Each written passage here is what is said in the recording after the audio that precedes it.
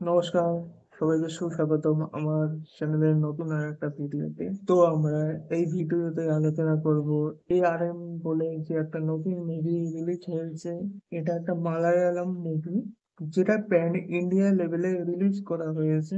এই মুভির প্রধান চরিত্রে অভিনয় করতে দেখা যাবে টবিনো টমাসকে, যাকে ৩ টে রোল প্লে করতে দেখা যাবে এই মুভিতে। তো বলি কেমন লেগেছে আমার এই সিনেমাটা।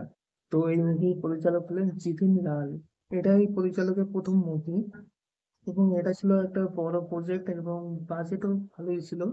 সেই হিসেবে খুব একটা ভালো হয়নি এই মুভিটা, কিন্তু এই মুভিটার কিছু ভালো দিকও ছিল। মুভিটার আইডিয়া ভালো ছিল, কিন্তু কিছু খামতির জন্য মুভিটাকে ভালো করে ফুটিয়ে করতে পারিনি। তো এই মুভিটার গল্প এরকম ছিল: 3টে জেনারেশন ধরে একটা ম্যাজিক ল্যাম্প রয়েছে, সেটাকে রক্ষা করার দায়িত্ব রয়েছে তার পরিবারের উপর। জেনারেশন বাই জেনারেশন চলতে আসে, 3টে জেনারেশন ধরেই টবিনো টমাস রক্ষকের রোল প্লে করেছেন।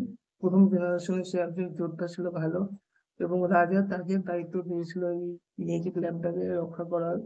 এবং পরবর্তী জেনারেশনে কি হয়েছিল ওই ল্যাম্পটার সাথে, এখন যে প্রেজেন্টের রোলটা প্লে করছে Tovino Thomas as a hero, তার পরিবারের উপর একটা কলঙ্ক লেগে যাচ্ছে।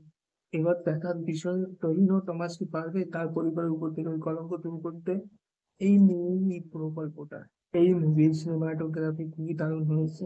তোমরা দর্শকরা যারা এই মুভিটা দেখবে, তারা একটা ফ্যান্টাসি ফিল করতে পারবে এই মুভিটা দেখে। সিনেমার যে অ্যাকশন সিকোয়েন্স গুলো দেখানো হয়েছে দারুণ হয়েছে। আর টবিনো টমাস যে 3টে রোল প্লে করেছে, 3টে রোলই সে দারুণ পারফরমেন্স করেছে। এই মুভিটা দেখতে হলে তোমাদের একটু ধৈর্য রাখতে হবে, কারণ আপনি যখন এই মুভিটা দেখতে বসবেন, প্রথমেই নাম, ক্রেডিট, ডিসক্লেমার দেখাতে দেখাতে 10-15 মিনিট সময় কাটিয়ে দেবে। এই মুভিটা আরো ভালো হতো যদি এই মুভিটাকে সুন্দর করে প্রেজেন্ট করতে পারতো। আর অ্যাক্টিং পারফরমেন্স সবারই ভালো হয়েছে। তোমরা চাইলে এই মুভিটা দেখতে পারো। তো দেখা হচ্ছে পরবর্তী কোনো ভিডিওতে। এরকম মুভি রিলেটেড নতুন কোনো আপডেট পাওয়ার জন্য আমার এই চ্যানেলটাকে সাবস্ক্রাইব করে বেল আইকনটা অন করে রাখুন।